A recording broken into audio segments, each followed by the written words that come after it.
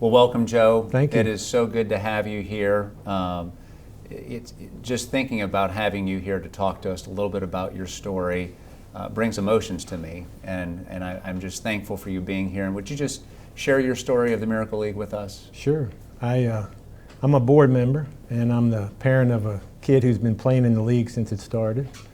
And I know the league's only been around for 14, 16 years, but I think about my connection to him starting about 23 years ago. That's when my son was born. He was a premature baby. He was 13 weeks too early, and he had a lot of things going on. He was bleeding into his brain. They weren't sure he could see. He was way underweight. He couldn't breathe on his own, and so he was born at UNC Medical Center in Chapel Hill. And my story starts on the floor there. I stretched myself out on the floor of the chapel, spread my arms as wide as I could, and gave up my pride. And I just said, God in heaven, please send me help. I've got to have some help. And I think back to those days, and he was in another part of the hospital and in an incubator, and we got to see him, a few minutes a day. And I can remember laying on that floor and the carpet burning my face and just crying out with everything I had, God, please send us help. And what I never knew then, of course, is I had a lot of ideas about what that help should look like, doctors, nurses, different things. I never knew it was going to look like the Miracle League. And the Miracle League is divine help, I believe, because of that, because I cried out to God, and I believe I got the answer from God that said, help's coming. And a few years later, I learned that part of the help was what the Miracle League looks like to me, which is an absolutely phenomenal thing.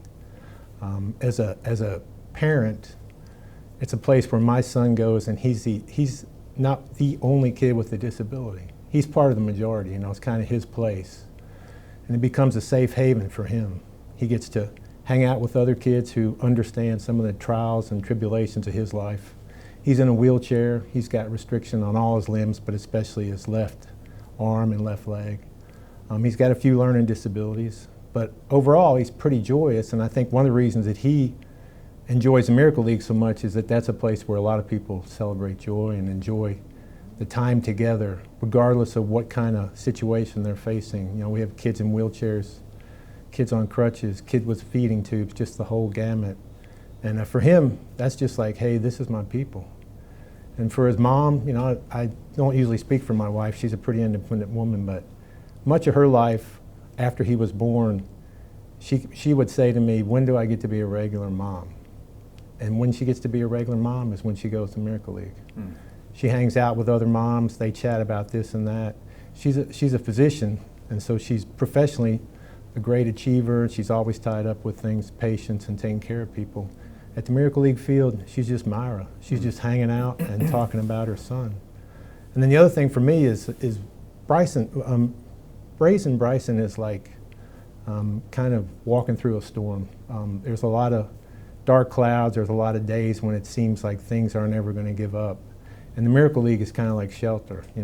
It's a place where somebody kind of comes out of a building or something in a storm and throws a blanket over you and says, come on inside. We got room for you. We got shelter for you, and we're going to help you for a while. And I think, I think when you help somebody, for me, you ignite hope. And if I have hope, I can do all kinds of things for my son.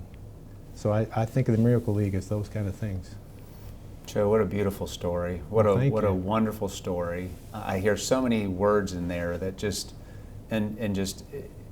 I think of love, and I think that the Miracle League and the support and love that it's not just given your son, but your entire family, and the positive impact that they've had on that. That's what this is about. And that's why we raise the funds, and that's why we support this beautiful organization, so we can help really the family in our community rise to levels that alone we couldn't reach. Absolutely. Yeah. We could not, you're hitting on a great point. We could not, as the parents of kids with disabilities, all of us, we could not have built the fields, we could not have organized the league, we could not have raised the money, in part because we might not have this skill or that skill, but really and truly because our kids demand so much of our lives that we wouldn't have been able to really put it together the way it has come together. It's top notch through and through. It's an all-inspiring thing. Even for me, my son's been playing for 16 years.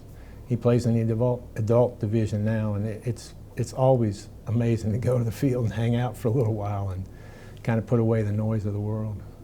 Joe, that's beautiful. I speak on behalf of Town Bank. This is the reason we make the investment, to impact our community in such a way that has stories like these become reality. So Joe, just thank you so much for your leadership on the board. Thank you for sharing with us today this beautiful story that we hope will energize, motivate, and create action on the parts of our donors, which it already has with us at Town Bank. So thank you. Thank you, Joe. Thank you, Brian. Thank you, Town Bank, and other folks who were moved to help. We always appreciate it. We always count it as an enduring blessing, so thank you. Appreciate it.